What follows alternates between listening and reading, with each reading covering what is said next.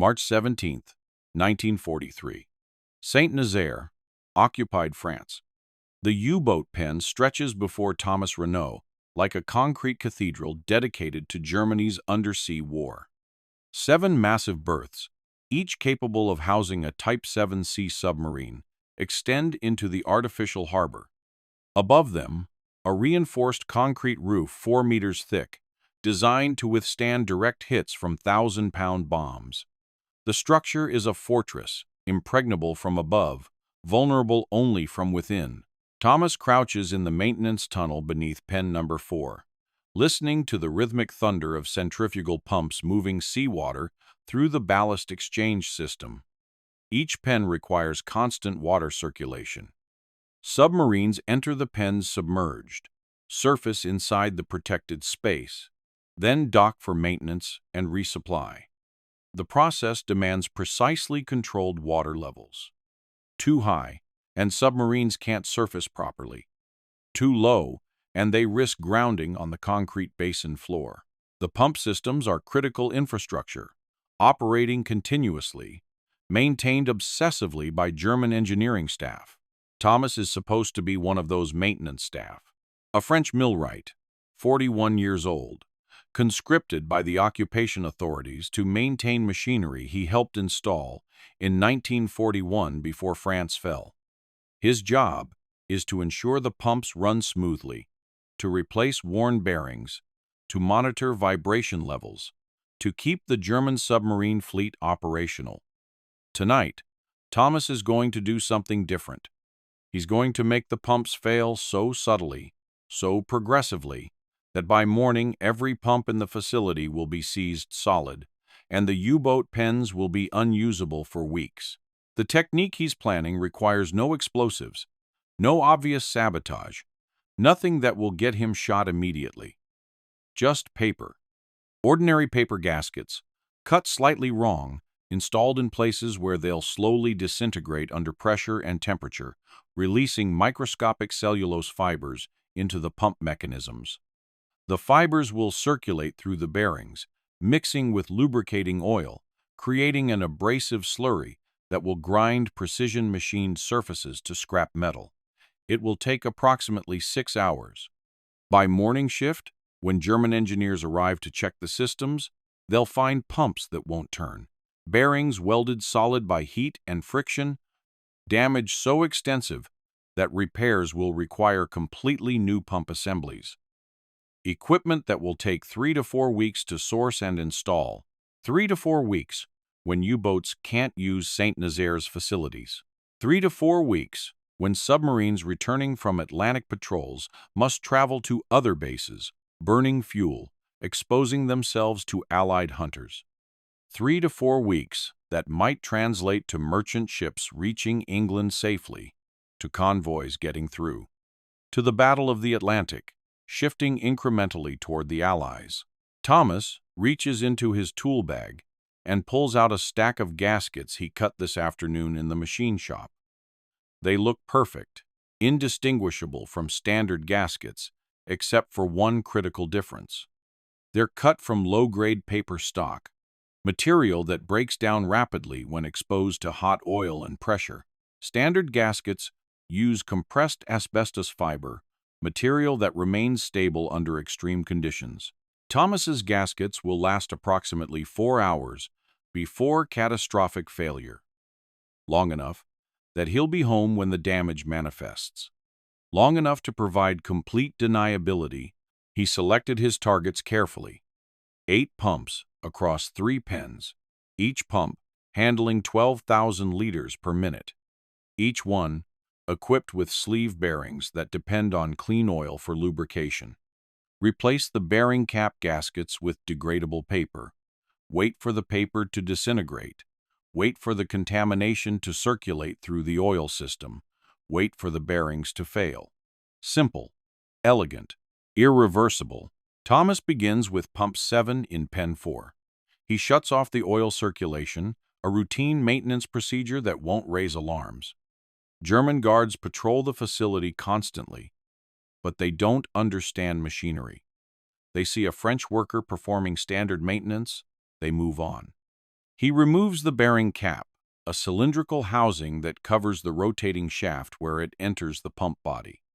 The existing gasket is compressed asbestos, gray-green, slightly worn but functional. He replaces it with his paper gasket, torquing the bolts to exactly the same specifications as the original installation. Everything looks correct.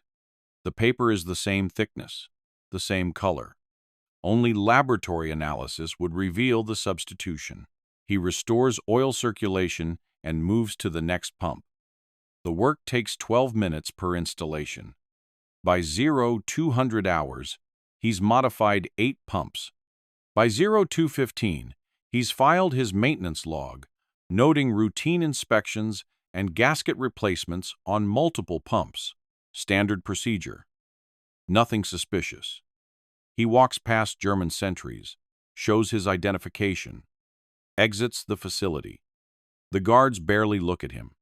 He's part of the machinery now, a French worker doing exactly what he's supposed to do. Thomas doesn't go home.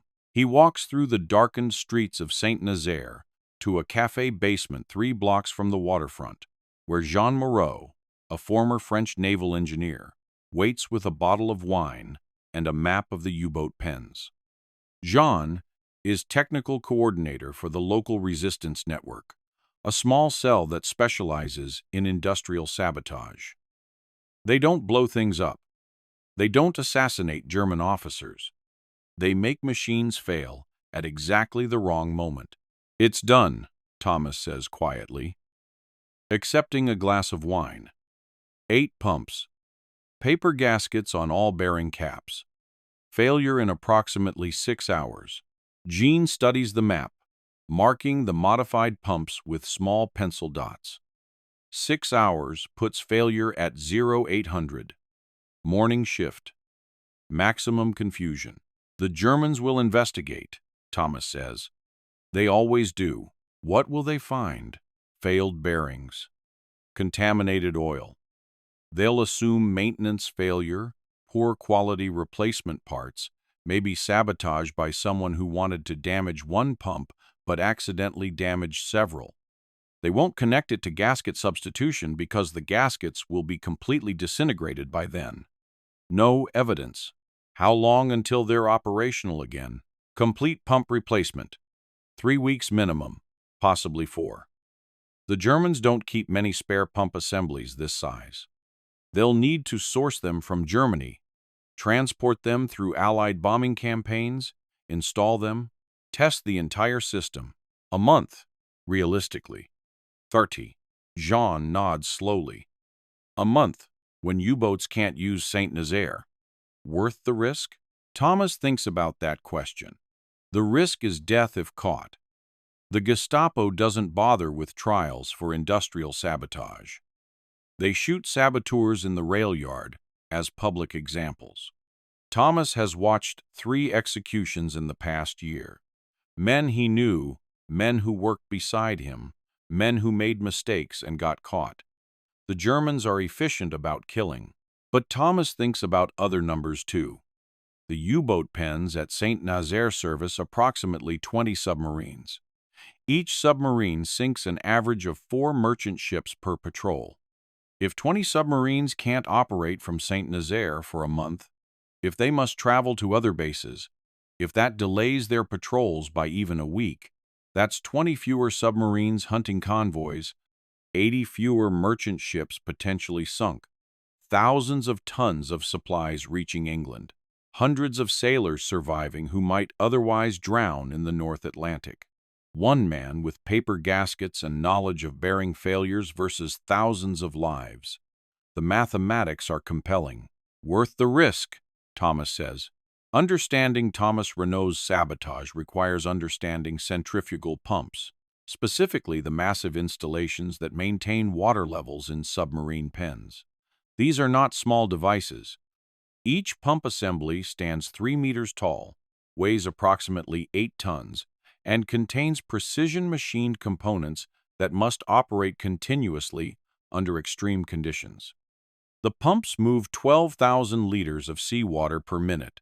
maintaining exact water levels in concrete basins designed to accommodate submarines displacing 700 tons. The critical components are the sleeve bearings, cylindrical housings that support the rotating pump shaft. Unlike ball bearings that use steel balls to reduce friction, sleeve bearings use a thin film of oil to separate the rotating shaft from the stationary housing. The oil film is typically only 50 microns thick, approximately half the width of a human hair. This minimal separation requires absolutely clean oil. Any contamination, any particles in the oil film, and the particles act as grinding compound, abrading both the shaft and the bearing surface. The bearing cap gaskets that Thomas replaced serve a simple function. They seal the bearing housing, preventing oil leaks and keeping contaminants out. Standard gaskets use compressed asbestos fiber, material specifically chosen because it remains stable under the operating conditions inside a bearing housing. Oil temperatures reach 90 degrees Celsius. Pressure varies between 3 and 5 atmospheres. Asbestos gaskets handle these conditions indefinitely. Paper gaskets do not. Paper is cellulose fiber, organic material that breaks down when exposed to heat, pressure, and oil. High-quality paper might last days or weeks. The low-grade paper Thomas used, sourced from scrap stock in the machine shop, will last approximately 4 hours before it begins fragmenting into microscopic fibers. Those fibers will circulate through the oil system, entering the bearing clearances, mixing with the oil film, converting lubricant into abrasive paste. The progression is predictable. First, the paper degrades, releasing fibers. Second, the fibers circulate through the bearing, scoring microscopic grooves in both shaft and housing. Third, the grooves generate heat as friction increases. Fourth, the heat accelerates oil breakdown, reducing lubrication effectiveness. Fifth, metal-to-metal contact begins, generating more heat. Sixth, the bearing seizes completely, welding shaft to housing through a combination of heat, pressure, and metal transfer. Total time from gasket installation to catastrophic bearing failure is approximately 6 to 8 hours, depending on pump load and operating temperature. Thomas installed his gaskets at 0-100 hours. Failure should begin manifesting around 0-700 hours, with complete seizure by 0-800. The Germans won't understand what happened. They'll see failed bearings, contaminated oil, seized pumps. They'll assume poor maintenance, defective parts, possibly sabotage of the obvious kind. Someone pouring sand into the oil system, perhaps. They'll drain the oil, flush the systems, attempt to restart the pumps. The pumps won't turn. The bearing damage will be so severe that rotation is impossible without complete disassembly. And when they disassemble the bearings, they'll find no gaskets at all, because the paper will be completely disintegrated, microscopic fragments indistinguishable from normal bearing debris. Thomas learned this technique in 1937 while working at the Penhoet shipyard in Saint-Nazaire. A batch of defective gaskets, paper instead of asbestos due to a supplier error, caused bearing failures across multiple installations. The yard's chief engineer spent 3 weeks diagnosing the problem before discovering the gasket substitution. Thomas was part of the investigation team. He learned exactly how paper gaskets fail and exactly what happens when they contaminate bearing oil. He filed that knowledge away as interesting but useless. Until now. Thomas Renault was born in Saint-Nazaire on November 9, 1901. His father worked at the Penhoet shipyard, building merchant vessels and naval ships. Thomas grew up surrounded by machinery, learning to read engineering drawings before he learned to read books. He apprenticed as a millwright at age 16, specializing in installation and maintenance of large industrial machinery. By 1925, he was supervising installation teams, working on projects across France. When the Germans began building U-boat pens in 1941, They needed skilled workers who understood large-scale pumping systems. They conscripted local workers, offering wages slightly better than starvation rations. Thomas had a wife and 2 children. He took the job. He told himself he was surviving, doing what was necessary, that someone would have installed the pumps regardless. But working inside the U-boat pens, watching German submarines return from Atlantic patrols, seeing crew members openly discussing merchant ships sunk and sailors killed, something changed in Thomas. He began keeping notes. How many U-boats used the facility? How long each boat stayed in port? What repairs were conducted? What supplies were loaded? He wasn't sure what he'd do with the information. He just knew that someday, somehow, it might matter.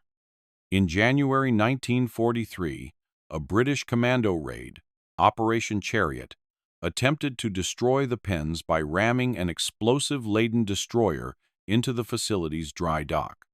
The raid succeeded in destroying the dry dock, but failed to damage the submarine pens themselves. The reinforced concrete roof was too strong. Bombs couldn't penetrate it. Commandos couldn't reach the critical infrastructure. That's when Thomas realized the pens were vulnerable from within. All the concrete in the world couldn't protect against someone who understood the machinery, who had legitimate access, who could make systems fail in ways that looked like accidents or poor maintenance. The Germans were obsessed with security, with preventing sabotage, but they focused on obvious threats: explosives, cut cables, deliberately damaged equipment. They didn't think about maintenance workers who could make machines fail slowly, progressively, irreversibly. Thomas made contact with the local resistance through Jean Moreau in February 1943. He explained his access, his knowledge, his theory that the pump systems could be sabotaged through gasket substitution. Jean was skeptical initially. Paper gaskets sounded too subtle, too uncertain. The resistance needed immediate results, dramatic destruction. Thomas explained that dramatic destruction got workers shot and facilities rebuilt stronger. Subtle destruction, failures that looked like accidents, created sustained disruption without triggering massive reprisals. Jean authorized a test. One pump in a secondary facility, a maintenance depot that serviced smaller vessels. Thomas installed a paper gasket, waited. The pump failed exactly as predicted, 6 hours after installation. The Germans blamed poor maintenance, replaced the pump, never investigated further. Jean was convinced. They spent 4 weeks planning tonight's operation, identifying the 8 most critical pumps, analyzing patrol patterns, determining optimal timing. Thomas prepared the gaskets carefully, cutting them in the machine shop during normal working hours, mixing them with legitimate maintenance supplies. No special equipment, no suspicious materials, just paper cut to precise dimensions. Now it's done. The gaskets are installed. Thomas sits in the cafe basement, drinking wine, waiting for morning when the damage will manifest. He's not nervous. He's done the calculations too many times. The paper will fail. The bearings will seize. The pens will be unusable. That's engineering, not hope. 0700 hours. German shift supervisor Hauptmann Klaus Weber arrives at the U-boat pen facility for morning inspection. Standard procedure requires checking all pump systems, verifying water levels, reviewing overnight maintenance logs. Weber is a former Kriegsmarine engineering officer, invalided from submarine service after a depth charge attack damaged his hearing. He understands mechanical systems, takes his responsibilities seriously. He enters the pump room beneath Pen 4 and immediately senses something wrong. The normal mechanical rhythm sounds different. Pumps that should produce steady, predictable vibration are generating irregular harmonics. Weber checks the gauges. Oil pressure in pump 7 is fluctuating, dropping, climbing, unstable. He walks to the pump, places his hand on the bearing housing. The metal is hot. much hotter than normal operating temperature. He orders the pump shut down immediately. His crew complies. The pump winds down, but the shaft doesn't spin freely as it should. It grinds, catches, stops abruptly. Weber's expression darkens. Bearing failure. He checks the other pumps. Pump 3 shows similar symptoms. Hot bearing housing, unstable oil pressure. He shuts it down. Same grinding sound. By 0730, Weber has identified bearing problems in 6 of the 8 pumps Thomas modified. 2 pumps haven't failed yet, but they're showing early symptoms. Weber orders a complete system shutdown, calls for emergency maintenance crews, notifies his superior officer that the pumping systems are experiencing catastrophic multiple failures of unknown origin. Within 30 minutes, the facility is in chaos. German engineers descend on the pump room, examining failed bearings, draining contaminated oil, attempting to diagnose the problem. What they find is devastating. Every failed bearing shows identical damage patterns: scored surfaces, metal transfer, complete seizure. The oil samples are contaminated with microscopic metal particles and something else, organic material that's turned the oil into gray sludge. The chief engineer, Oberstleutnant Heinrich Vogel, examines the oil under a microscope. Cellulose fibers. Paper. Somehow paper has contaminated the bearing oil. But how? The systems are sealed. The oil is filtered continuously. Paper can't simply appear in a closed lubrication system unless it was inside the system from the beginning. Unless someone installed paper gaskets deliberately, Vogel orders immediate inspection of all bearing caps. His crews disassemble the housings, examining the gasket areas. They find nothing. No gaskets, no paper, just residue that might be degraded gasket material but might also be normal bearing debris. The evidence is ambiguous. Vogel faces a decision. Report this as sabotage, which will trigger Gestapo investigations, worker arrests, possibly executions, or report it as maintenance failure, poor quality control, defective parts. The sabotage explanation requires evidence he doesn't have. The maintenance failure explanation is embarrassing, but doesn't require executing French workers. He chooses maintenance failure. His report states that defective gaskets, possibly paper instead of asbestos due to supply chain problems, caused contamination and bearing failures across multiple pumps. He recommends complete pump replacements, improved quality control on replacement parts, better oversight of French maintenance workers. He doesn't recommend arrests or executions because he has no proof of deliberate sabotage. The report reaches Korvettenkapitän Friedrich Hoffmann, commander of the U-boat facility, at 0900 hours. Hoffmann reads it carefully. 8 pumps failed simultaneously, all showing identical damage. Supply chain problems don't explain simultaneity, but Vogel is correct that there's no proof of sabotage. And if Hoffmann reports sabotage without proof, if he triggers Gestapo investigations that produce no results, he'll be blamed for overreacting and disrupting critical war production. He accepts Vogel's assessment. Maintenance failure. Order replacement pumps from Germany. Increase inspection frequency. The facility will operate at reduced capacity until repairs are complete. U-boats will need to use alternative pens or delay maintenance schedules. By mid-morning, the decision is communicated through channels. No sabotage investigation, no arrests, just equipment failure and bad luck. Thomas Renault reports for his regular shift at 0800 hours, is questioned briefly about recent maintenance work, provides his log showing routine gasket replacements using approved procedures and approved materials from the supply room. The Germans check the supply room. The gasket material Thomas logged is the correct asbestos specification.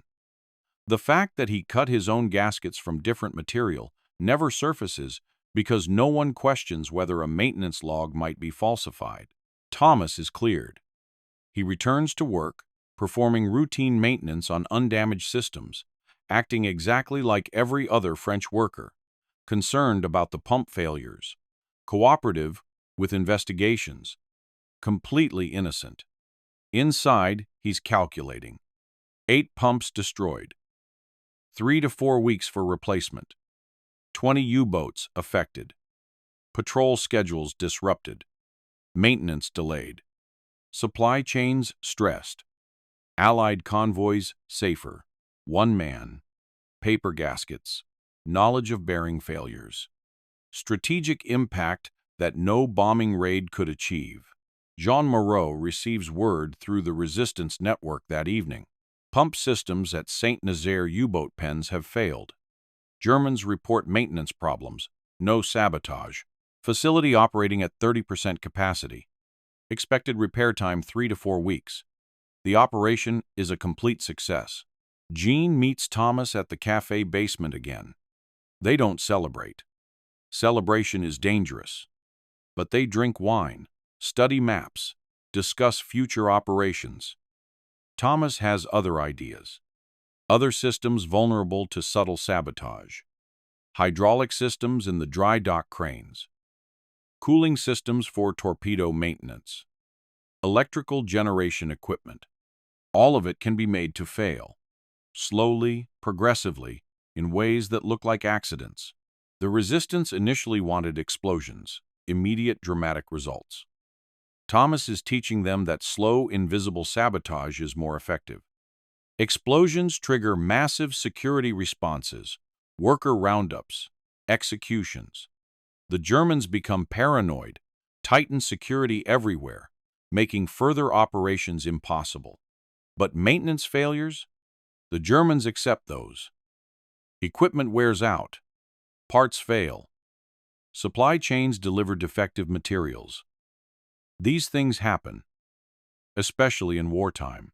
Make the Germans blame their own logistics instead of French sabotage, and you can keep operating indefinitely. The U-boat pens at Saint-Nazaire remain at reduced capacity for 26 days. German supply chains, already stressed by Allied bombing campaigns, struggle to source replacement pumps. The pumps are custom installations, not standard equipment easily pulled from warehouse stock. They must be manufactured specifically, transported from Germany through rail networks under constant air attack, delivered to Saint-Nazaire, installed, tested. The process takes nearly a month. During that month, U-boats that would normally use Saint-Nazaire's facilities must travel to alternative bases in Brest, Lorient, or La Rochelle. This adds days to their transit times, burns fuel, reduces time on patrol in the Atlantic. Some submarines delay maintenance, extending patrols beyond recommended limits. Crews become exhausted. Equipment reliability suffers. Several U-boats report mechanical failures that force early returns to port. One submarine, U-467, suffers a diesel engine failure while transiting to Brest and must be towed to port by a surface vessel, exposed to Allied aircraft for 18 hours. The submarine survives, but the crew's morale is devastated. The operational impact is difficult to quantify precisely. How many merchant ships survive because specific U-boats are delayed or forced to operate from suboptimal bases? Naval historians debate the question, but Allied convoy losses in the North Atlantic show measurable decline during April 1943. Multiple factors contribute to this. Improved Allied anti-submarine tactics, increased air cover, better convoy routing. But also fewer German submarines operating at peak efficiency, fewer boats able to maintain optimal patrol schedules. Thomas Renault's paper gaskets are one small factor among many, but small factors accumulate. One sabotaged pump system, one delayed U-boat patrol, one merchant ship that reaches England safely, one soldier who receives supplies, survives the war, goes home. The chain of causation becomes impossible to trace, but the effects are real. Thomas continues his work. Over the following months, he conducts 4 more sabotage operations: hydraulic system failures in the crane machinery, cooling system contamination in the torpedo workshop, electrical insulation failures in the power generation equipment. Each operation uses similar techniques: subtle modifications, degradable materials installed in critical locations, failures that manifest hours or days after installation, long after Thomas has filed his reports and gone home. The Germans never connect the failures. They see accidents, poor quality control, wartime supply problems. They never see Thomas Renault systematically destroying their infrastructure from within. The Gestapo does eventually investigate. By June 1943, the frequency of equipment failures at Saint-Nazaire has become statistically suspicious. Investigators interview workers, examine maintenance logs, inspect supply chains. They find nothing definitive. Workers are questioned, some arrested on unrelated charges, some released. Thomas is questioned twice. His logs are impeccable. His work record shows no problems. His supervisors vouch for his technical competence. The Gestapo has suspicions, but no evidence. Suspicions don't justify executions when you need skilled workers maintaining critical infrastructure. Thomas survives the war. When Allied forces liberate Saint-Nazaire in May 1945, he's still working at the facility, still maintaining machinery, still carrying his tool bag with its carefully organized wrenches and gaskets. He never tells anyone about his sabotage operations. Not his wife, not his children, not the resistance networks that might have publicized his work. He simply goes back to normal life, working at the shipyard, retiring in 1966, dying quietly in 1979 at age 78. Jean Moreau writes a brief account of Thomas's wartime activities in 1968, interviewing him for a resistance history project. Thomas confirms the pump sabotage operation, describes the paper gasket technique, provides approximate dates. He doesn't dramatize. He describes it as engineering work, problem-solving under difficult conditions. When Jean asks if he was afraid of getting caught, Thomas shrugs. Fear wasn't relevant. The mathematics were clear. The risk was acceptable given the potential impact. The account remains in French archives, unnoticed by most historians. Saint-Nazaire's wartime sabotage history focuses on the dramatic commando raid, Operation Chariot, with its explosive-laden destroyer and Victoria Cross heroics. Thomas Renault's paper gaskets don't make exciting history. They're too technical, too subtle, too difficult to verify. But they worked. They disrupted German U-boat operations for weeks at a critical moment in the Battle of the Atlantic. They demonstrated that industrial sabotage doesn't require explosions or commando raids. Sometimes it just requires a millwright who understands bearings, a stack of paper gaskets cut slightly wrong, and the willingness to turn engineering knowledge into a weapon.